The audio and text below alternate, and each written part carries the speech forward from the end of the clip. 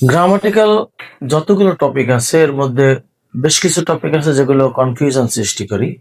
তার মধ্যে অন্যতম হচ্ছে একটা প্রিপজিশন।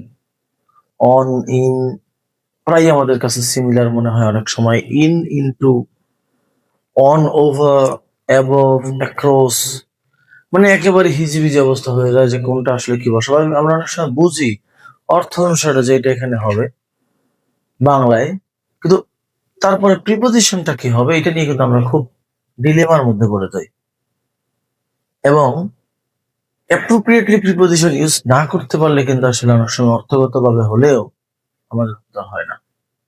তো এই যে কনফিউশন, এই কনফিউশন দূর করার জন্য আজকে আমরা প্রথম আলোচনা করব প্রিপজিশন নিয়ে in detail. So let's check it out. প্রথমেই আমাদের আজকের আলোচনা থাকবে অ্যাট। এখন অ্যাট যদি শাব্দিক অর্থ হিসেবে বসে,